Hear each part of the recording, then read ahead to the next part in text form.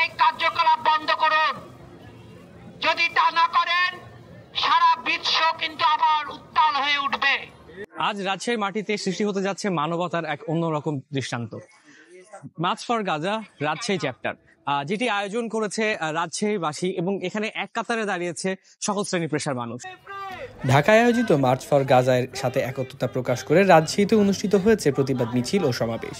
শনিবার বিকেল 3:30টায় নগরীর বাটার মোড় থেকে শুরু হয় মিছিল, যা মনি চত্বর, সাহেববাজার ও জিরো পয়েন্টে সহ নগরীর প্রধান সড়ক প্রদক্ষিণ করে আবার বাটার মোড়ে এসে শেষ হয়। Band music community of Rajshahi এবং সন অফ সয়েল ব্যানারে আয়োজিত এই কর্মসূচিতে গাজা নিরীহ মানুষের উপর ইসরায়েলের বর্বরোচিত হামলার প্রতিবাদে উত্তাল হয় রাজশাহীর রাস্তাঘাট। সমাবেশে সভাপতিত্ব করেন সিনিয়র মিউজিশিয়ান মোহাম্মদ সাজিদ। আমরা পৃথিবী শান্তিময় চাই, ঠিক আছে, এরকম যুদ্ধ বন্ধ চাই, প্যালেস্টাইনকে ফ্রি রাষ্ট্র হিসেবে দেখতে চাই।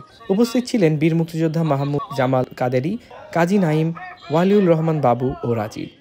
অনেকেই আমাদের এখানে যারা আছেন, অনেকেই মিউজিশিয়ান আছে, আর্টিস্ট আছে, অভিনয় শিল্পী আছে, স্ট্যান্ড আপ কমেডিয়ান আছে, রেডিও আরজে আছে। মানুষ প্রতিনিয়ত মরছে, নির্বিচারে মরছে। এই অবিচার, এই অনাচার এবং এই গণহত্যা বন্ধ হওয়া দরকার। সে কারণেই গাজার পক্ষে কথা বলার জন্য আজকে সবাই আমরা এখানে একত্রিত হয়েছি।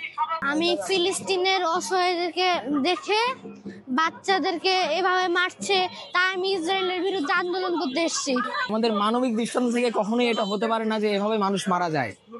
মানুষ কিভাবে মারা যায়? তারাও তো একটা মানুষ, ধর্ম প্রাণ নির্বিশেষে তারা একজন মানুষ। তো আমাদের অনেকেই সেখানে যেতে প্রস্তুত। এই আয়োজন প্রমাণ করে সীমান্তের বাইরে কোনো মানবতা নিহত হলে বাংলাদেশ চুপ করে বসে থাকে না।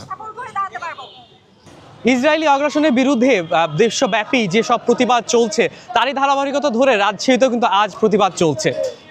আলামিন মাহি, স্কাই বাংলা, রাজশাহী।